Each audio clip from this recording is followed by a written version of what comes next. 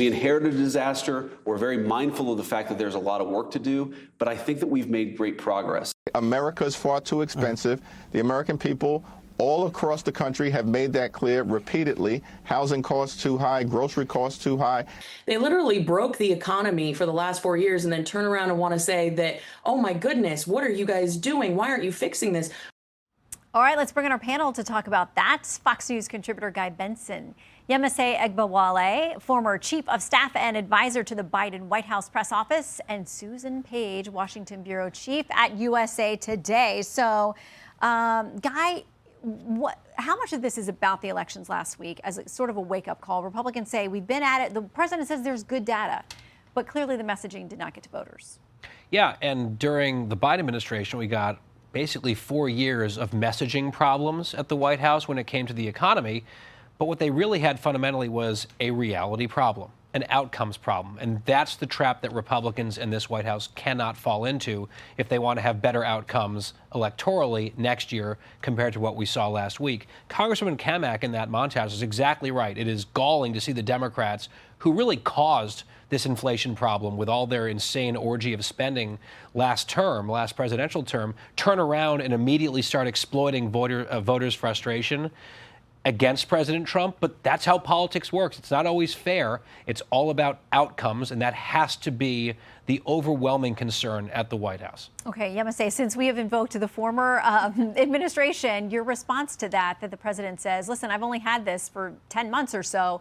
There was real trouble and historically high interest rates and those kinds of things during the last 4 years. It's understandable to run off of the idea of an inheritance. But when folks are standing in the grocery store, they don't care about what inflation was in 2024. They care about the cost of groceries and the cost of the banana right in front of them today.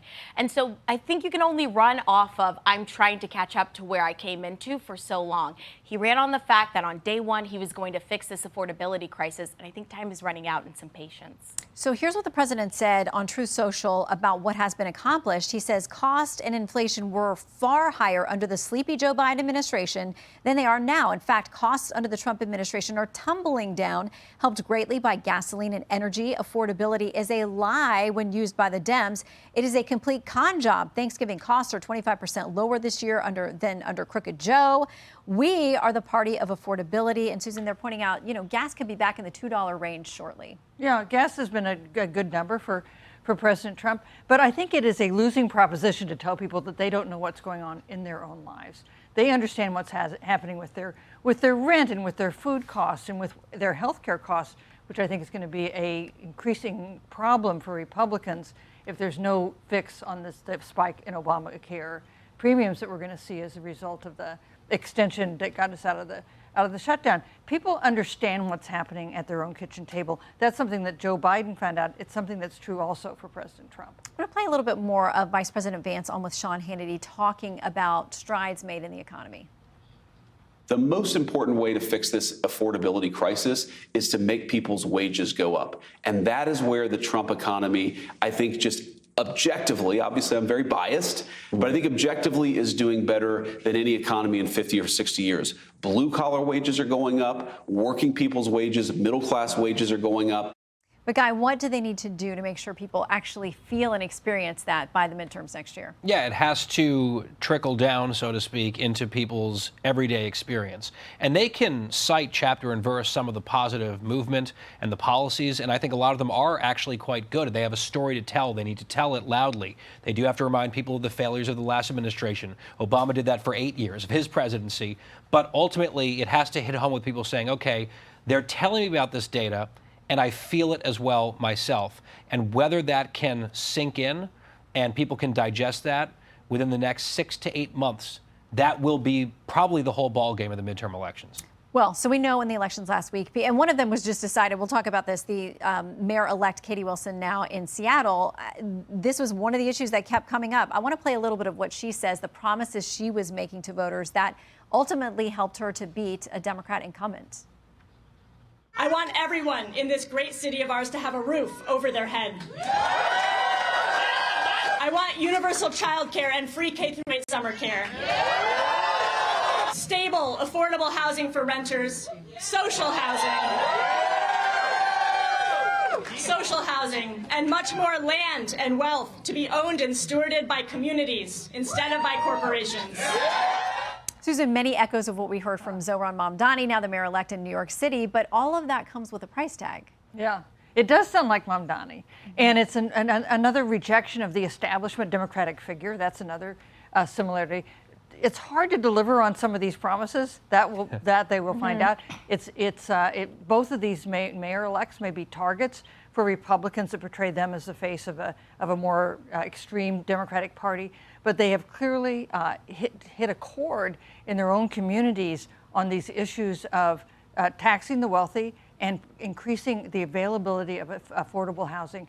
And that is something that is, I think, a very ripe target for Democrats to strike. Well, and Yemisi, do they both, in both of those mayoral races that we're talking about, did they risk upsetting the people who were most excited and supportive of them if they can't actually make these things happen? Well, I think that's going to be a problem for a lot of folks on the far left, is that you have to have movement and not just messaging. I think it's great that she talked about housing and affordability in a deep blue city where the cost of living is rising and you feel like you have stagnation. So I view a lot of these folks that are winning in deep blue cities as not a rejection of the center of the Democratic Party, but more a rejection of the stagnation of the folks that had leadership before them. So, Guy, these two cities, this is what they voted for. This is what they chose. So clearly people are, the message is resonating with them. Well, New York City has been run by Democrats for quite some time. Seattle is arguably more left-wing of a place than New York.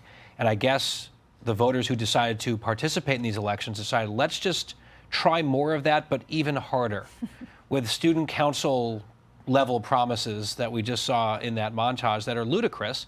They cannot actually come to fruition, but voters like to hear it at the very least, and maybe it will take another rude, harsh awakening to remind people that reality exists. Okay, I want to get to our winners and losers. Yemisi, you kick us off tonight.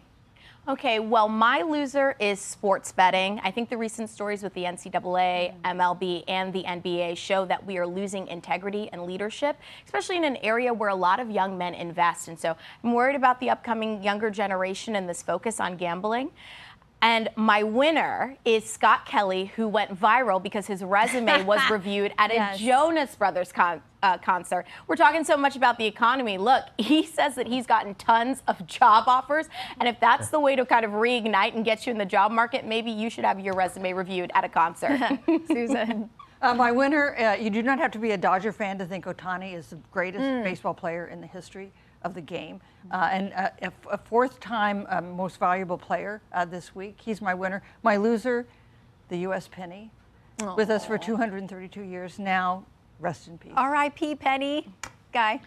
My winner of the week is John Fetterman, the senator. He took a tumble, apparently doing well. He was also invited repeatedly by Katie Couric to attack Charlie Kirk in a very bizarre interview, and he refused to do so and talked about opposing political violence. Good for him. My loser of the week is Senate Minority Leader Chuck Schumer, who orchestrated this giant government shutdown, the longest ever, which achieved absolutely nothing. And he tried to do this to impress his base that now hates him more than ever. So that's a double whammy. Hey, Sean Hannity here. Hey, click here to subscribe to Fox News YouTube page and catch our hottest interviews and most compelling analysis. You will not get it anywhere else.